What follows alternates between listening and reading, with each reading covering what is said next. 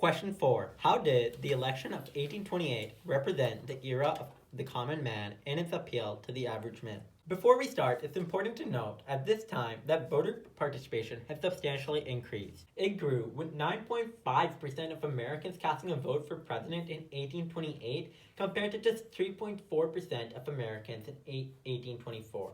Most Americans identify themselves into the middle class. The common man now has the right to vote without the distinction of owning land, nominating candidates to office, and rewarding the politicians that represented the common man's interest. And this was shaped to be an influential part of the election of 1828.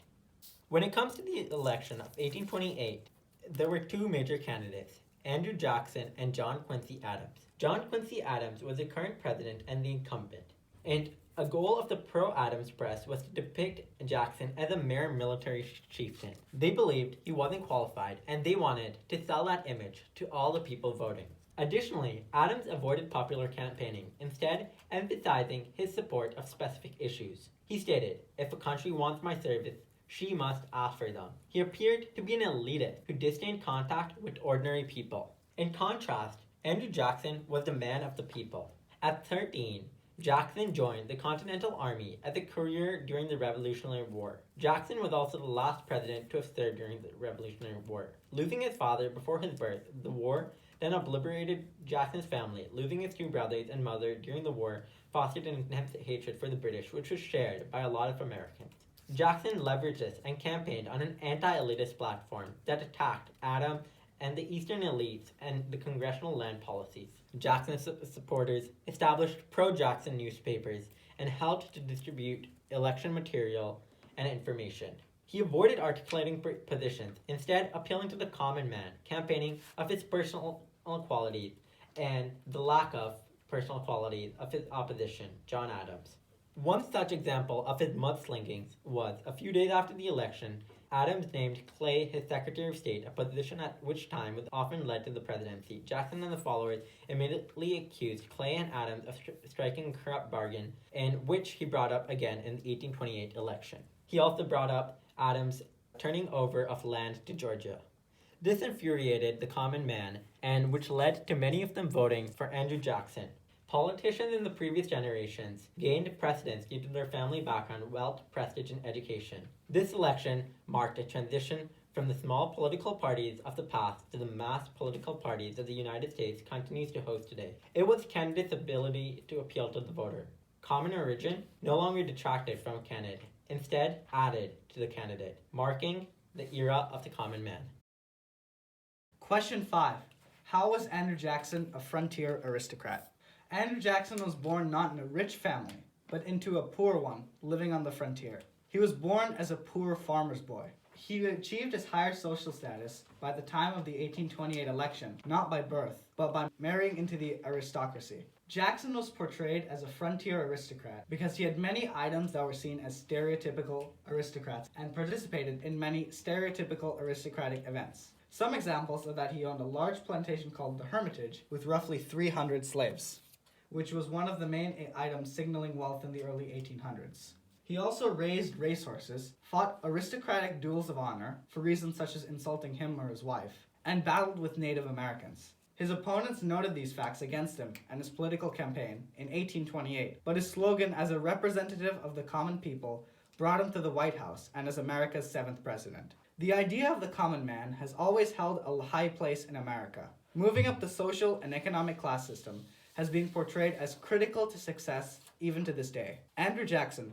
back then, was seen as a role model for working class laborers that wanted to move up the ladder and achieve something greater. Nowadays, people such as Howard Schultz, CEO of Starbucks, are seen as role models for poor or lower middle class people who want to climb up the social and economic ladder. Question 6. Why was Jackson criticized as King Andrew I? A reason for this was probably because he was more of a federalist, which means he was trying to take more power from the state and carry it over to the federalist government. The federal government took away from the state governments, and he did this by not listening to Congress, not enforcing laws he didn't agree with that were set in place by the Supreme Court, and he was openly acting on his free will. An example of this is how he used his veto. He declared he was vetoing bills based on politics, not the Constitution. An example of this is the rejection of a bill rechartering the Second Bank of the United States. He openly said he was doing this for his political gain, which really shows a more monarch-like president, which made everybody really outraged. He also didn't enforce laws that were passed by the Supreme Court, which was also a big issue. Well, where else can we see his monarch-like rule? Well, in his tariffs. The American system, set up by Henry Clay, was to create a safe environment for American businesses to really be able to grow. It taxed imports from other places into America, which allowed the American companies to set cheaper prices so that they could get more money.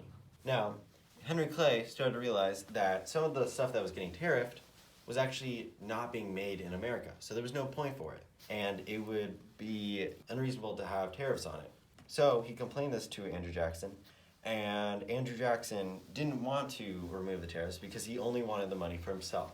He wanted to be the reason why the federal debt was going away, and taking away the tariffs would slow down the rate it was going. And so he took actions into his own hands and didn't take away the tariffs, which really shows a monarch-type rule. So another thing that supported that he was a low-life kind of king was his spoil system. He was suspicious of his political opponents, and his solution was to come up with an official program to remove people from federal jobs and replace them with employees who were loyal to his party. Basically what a king would do. He would remove subjects he thought wouldn't be fit for him, and he would make an environment so that anything he said would go, which really, really reflects a monarch. And we also see this with Trump and how he's firing people because he kind of disagrees with them. Another thing that Andrew Jackson did was that he created a kitchen cabinet. Now this name, kitchen cabinet, wasn't actually coined by Andrew Jackson, but by the press. His cabinet was inefficient because his Vice President John C. Calhoun and his Secretary of State Martin von Buren would always get into disagreements. So he stopped holding cabinet meetings and decided to have an unofficial meeting with trusted friends and advisors. Kind of something you would see in a monarch-type system, which really infuriated some people. Some of this stuff is present today. We see Donald Trump misusing his powers for political gain. We see this when he's asking other foreign countries to investigate Joe Biden's son so that he could have some dirt on him. Now, this is suspicious, but it gets even worse when he's saying he's going to remove aid from those countries. And we really do not want a King Trump the first, because that will be a very sad end to the U.S. Constitution. Thank you for listening.